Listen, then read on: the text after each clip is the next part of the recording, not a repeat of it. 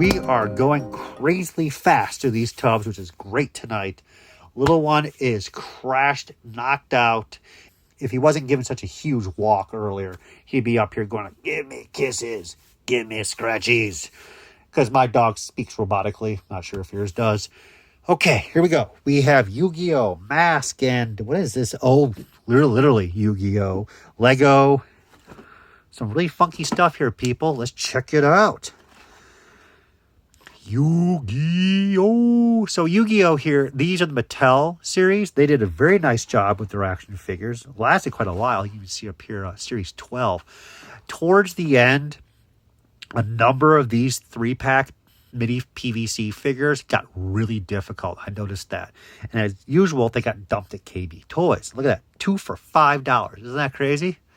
So I was like, I wanted to buy more because I said, how much space do you really have? You don't have a warehouse to sit on all this stuff for how long and be like, my God, I paid $3, now it's worth $10. You just don't know. So I picked up a number of them, but not the world. So here we have this set, and we have earlier set, Joey. The market's going to be a little interesting. I think this one will be more difficult. This could be $50 to $75. This one could be like $30. It's getting stronger for sure, the Yu-Gi-Oh! Market, but no one's really crying for this stuff, to be honest with you, just yet. And of course, by the time I sell it, that's when they'll go crazy for it. We have the Mask. Milo, that's like the only figure. I do like the original Mask movie. I do like how zanily stupid and insane Mask 2 is. I think a documentary of the making of Mask 2 and all the judgment calls they did, including like a 10-minute Tom and Jerry CGI animation of a dog attacking a baby, was a good idea.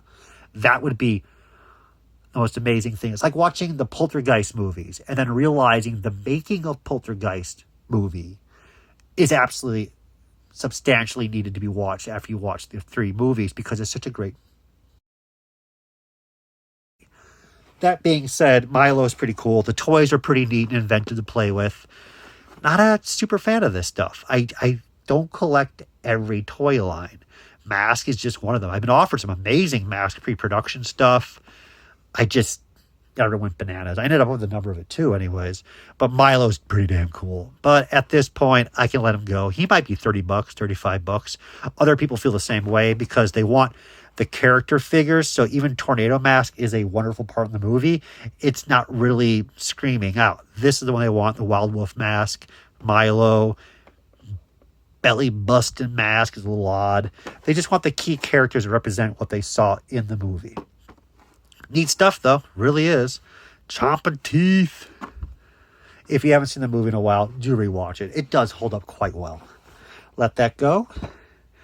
A little Lego set down here. No wonder why I bought this one. Lego, people, I get you. I like my Legos too, but I had to make a decision a long time ago to let go of my Lego. So I kept a lot of minifigures, a couple key sets here and there sealed, like 5 loose ones, but that's it. I realized it just was too much. This is so badass. Look at that little robot dog. That's so exciting. I love that stuff so much. I have no idea what the market is on this. I still wouldn't mind just keeping this thing. So, odds are, what, $10? If it's $10, I'm just keeping it. If it's like magically one of the most rarest sets of mini Lego figures out there, which I doubt, I'll let it go. But we'll look it up. Let me know, future Alex in editing, what's it worth? So here we are towards the end. Yu-Gi-Oh! 5DS. Jesus, that was terrible. I remember watching like 1 or 2 episodes of this when it was on TV, and I was like, okay, they're dueling on motorcycles, going through like an abandoned futuristic city. Clearly wasn't made for me, so whatever. Don't know if these will hold up in any value. That reminds me of Digimon so much. Yeah, it's just, you're picking them up on discount, putting them away for a while. Now is the time to rebel, to sell them. And I could be wrong, but let's look these things up because I just can't store this stuff anymore. I got bigger and worse things to do. Goyo Guardian. Montage Dragon. Behold the power of Junk Warrior. Yeah, nice stuff. But it's It's not my thing, man. It's not my bag. Yeah, that screams Sonic Chick is from Digimon. Seriously. Anyways. Speaking of Ben 10, Echo Echo, blue version. Little Omnitrix clear part that goes on.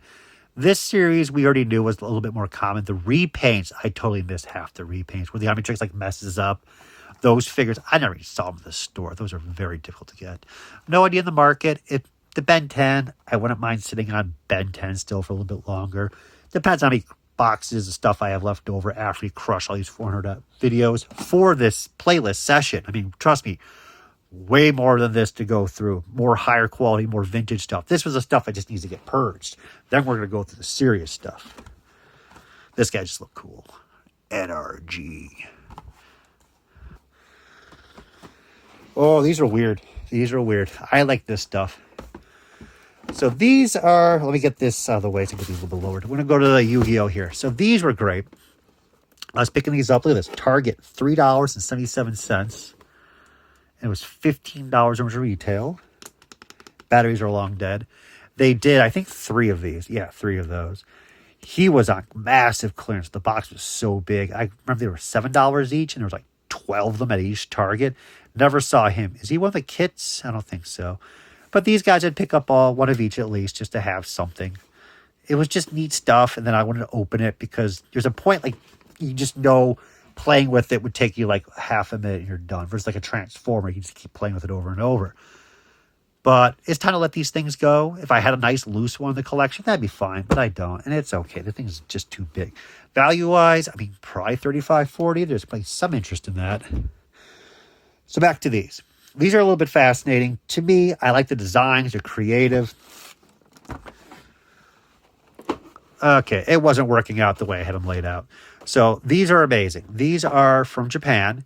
They're done by a Japanese artist. And you're right at the point where the Japanese collectors were focused really pretty much on the only toys that were available to collect and keeping up with the collector community as well was the American toys. So they were importing Spawn and Toy Biz. Spawn was just huge. Nightmare Before Christmas was huge.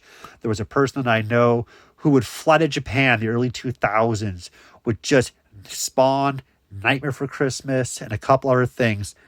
Sell out like crazy at Superfest Toy Show and all these other things, and then just buy up vintage toys there and then fly back and sell and just rinse and repeat. It was just amazing times that'll never happen again. But after a while, as they should, the Japanese were like, we need to move on from this, and they started creating their own toy lines and started separating themselves from the American toy lines. Hence why when you go there now, a lot of the Spawn, Night for Christmas is all garbage, $1 each. Nobody wants them. This still gets caught up in that. This market, there's no market for this. Nobody really cares at this point. I just think they're fantastic.